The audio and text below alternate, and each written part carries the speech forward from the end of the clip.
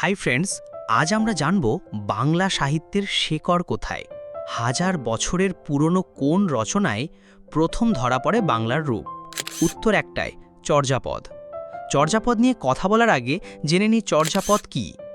চর্যায়ের অর্থ হল সাধনা, আচরণ বা আধ্যাত্মিক জীবনধারা, আর পদ অর্থ হল কবিতা বা ছড়া। তাহলে চর্যাপদ অর্থ দাঁড়ায় সাধনার বা আধ্যাত্মিক আচরণের কবিতা। আচ্ছা, আপনাদের একটি চর্যাপদের কবিতা পড়ে শোনাই।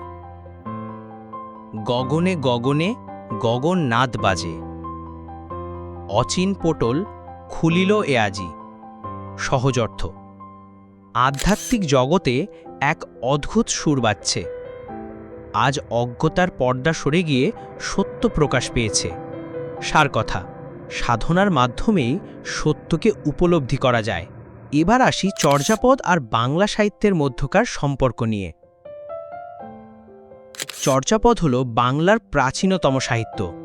যদিও চর্যাপদের কবিরা ছিলেন বৌদ্ধ সহজিয়ান, তবে তারা চর্যাপদের আড়ালে থাকা আধ্যাত্মিক শিক্ষা সাধারণ মানুষকে বোঝানোর জন্য প্রাচীন বাংলা, প্রাকৃত আর সংস্কৃত মিলিয়ে এক ধরনের সন্ধ্যা ভাষা ব্যবহার করেছিলেন। তাই বৌদ্ধ সাহিত্যিকরা যখন দাবি করেন চর্যাপদ তাদের সম্পদ, তখন বাংলা সাহিত্যিকরা প্রমাণ করেন যে চর্যাপদ হল বাংলার সম্পদ।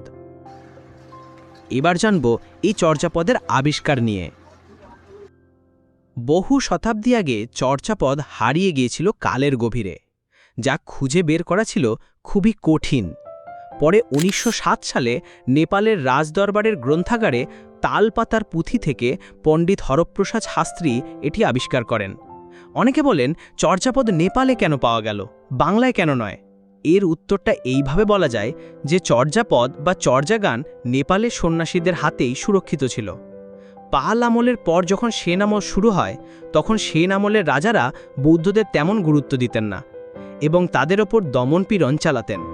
অন্যদিকে সেন আমলের আগে পাল আমলে বৌদ্ধ সাধনার জন্য ভালো পরিবেশ থাকায় ওই সময় বেশি চর্যা রচিত হয়েছিল। আর যখন তারা সেন আমলে অত্যাচারিত হতে শুরু করে, তখন তাদের অধিকাংশই নেপালে পাড়ি জমাতে শুরু করে। আর এই সময়ে বাংলার পরিবেশ চর্যাপদের পুঁথিগুলো সংরক্ষিত রাখার মতো উপযুক্ত ছিল না, নষ্ট হয়ে যেত। তাই অনেক বৌদ্ধ সহজিয়ান নেপালে পাড়ি জমানোর সময় চর্যাপদের পুঁথিগুলো নিজেদের সাথে নিয়ে যেতে থাকেন। আর এই কারণেই চর্যাপদ বাংলায় পাওয়া যায়নি, পাওয়া গেছে নেপালে। এবার জানব চর্যাপদে কবিতা কয়টি আর কি কি। চর্যাপদে মোট ২২ জন কবি বা সিদ্ধাচার্যের রচনা সংকলিত হয়েছে। সবচেয়ে বিখ্যাত কবিদের মধ্যে আছেন লুইপা, শবরপা, কাহ্নপা, ভুসুকুপা, তন্ত্রিনপা, কুক্কুরিপা প্রমুখ। আর ৪৭টি কবিতা বা পদ পাওয়া যায়। চর্যাপদের প্রতিটি পদ সাধারণ মানুষকে বোঝানোর জন্য সহজ ভাষায় লেখা হলেও এর মধ্যে লুকিয়ে আছে গভীর আধ্যাত্মিক অর্থ। পরিশেষে জানব চর্যাপদ আমাদের কি শেখায়।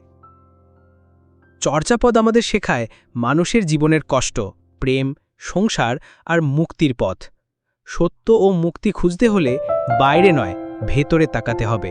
আর এখানে আমরা দেখি সমাজ জীবনের বাস্তব চিত্র এবং একই সঙ্গে আত্মিক মুক্তির দার্শনিক চিন্তা। তাই চর্যাপদ একটি গ্রন্থ নয়, বরং এটি বাংলার হাজার বছরের ঐতিহ্যের আলো, যা আমাদের দেখায় হাজার বছরের পুরনো বাংলার রূপ। চর্যাপদ আবিষ্কৃত না হলে আমরা হয়তো জানতেই পারতাম না বাংলার প্রাচীনতম রূপ। ভিডিওটা শেষ পর্যন্ত দেখার জন্য ধন্যবাদ সবাইকে।